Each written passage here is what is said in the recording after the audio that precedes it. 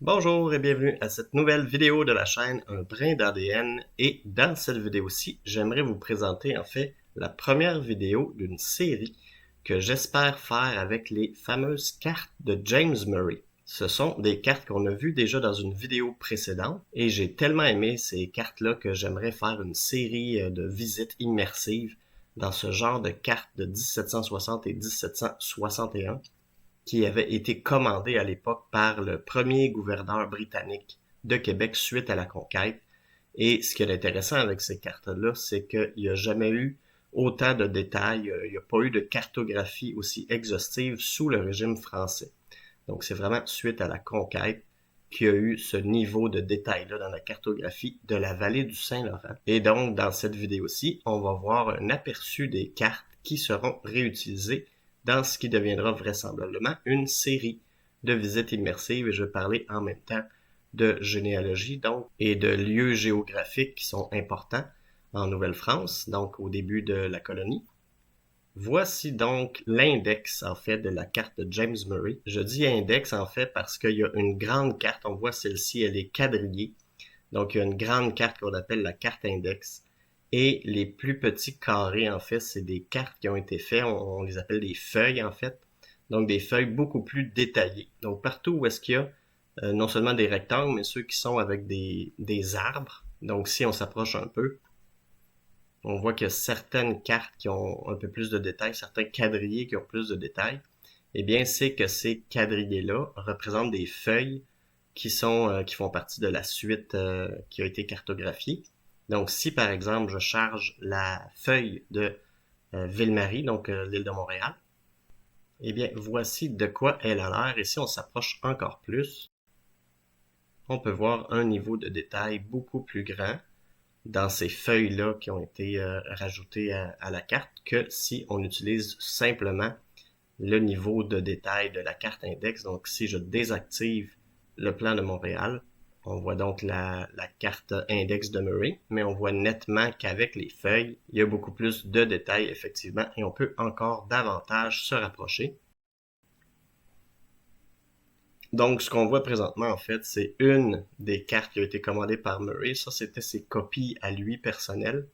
Il y a d'autres copies qui ont été faites, donc évidemment à la main, en 1760-1761.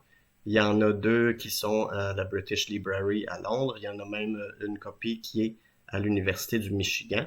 Donc justement, si on compare celle qu'on voit présentement de James Murray avec celle qui se retrouve à l'Université du Michigan, ça ressemble un peu à ceci les différences. Donc voilà, ça c'est la copie qui est à l'Université du Michigan.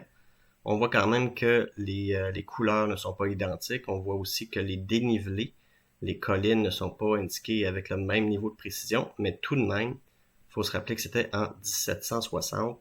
Et si je recule encore un tout petit peu, on va pouvoir comparer les îles et les côtes sont quand même grosso modo au même endroit. Donc ça, c'est la copie de l'Université de Michigan. Et si je reviens à celle de James Murray, qui est disponible au Canada, eh bien, on voit quand même que c'était très, très similaire, malgré quelques petites différences dans les dénivelés ou les choses comme ça.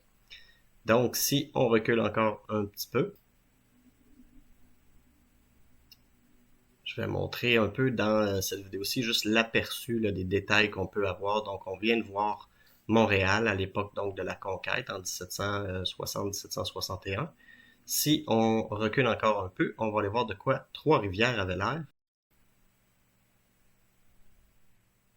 Et pour ajouter un peu d'effet immersif, on peut même rajouter dans le logiciel Google Earth Pro, dans lequel je suis présentement, on peut même rajouter des calques avec des images. Donc, si on ajoute un peu de nuages, voici le niveau d'immersion qu'on peut avoir. Donc voilà, et si on charge la carte de Trois-Rivières, voilà, on peut aller voir à l'époque de la conquête de quoi ça avait l'air.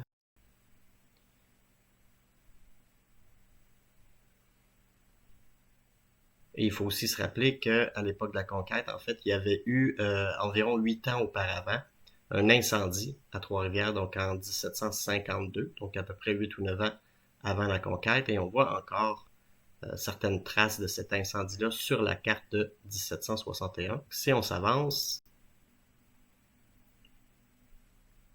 eh bien, on peut voir que certaines rues sont un peu moins bien définies et qu'il y a l'air d'avoir certains édifices là, qui sont... Il y a moins de densité d'édifices là, au centre-ville de Trois-Rivières. Eh bien, c'était parce que 8 ans auparavant, il y avait quand même eu un incendie à cet endroit-là. Donc, voilà l'aperçu de Trois-Rivières. Et comme dernier aperçu, on va aussi aller vers Québec.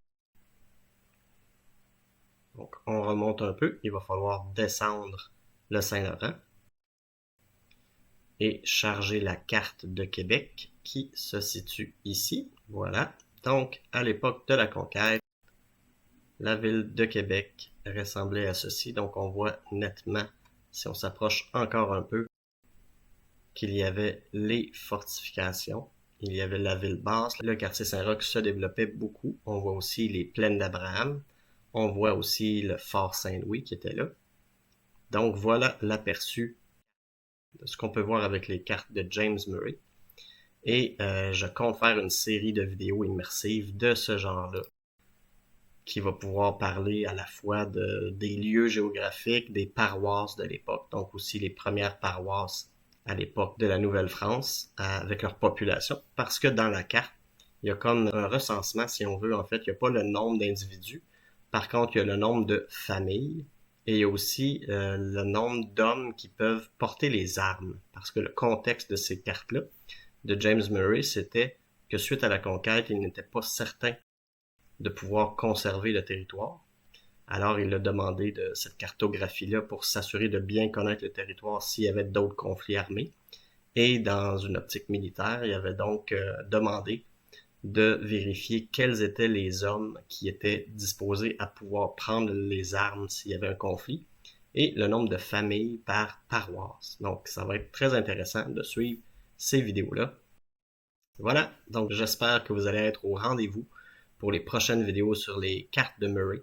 Et il n'y aura pas seulement en fait les cartes de Murray, je vais aussi rajouter d'autres cartes, notamment celles de Jean Bourdon dans la région de Québec, des cartes de Villeneuve aussi, et même des cartes de Champlain de l'époque. Donc c'est un rendez-vous pour les prochaines vidéos.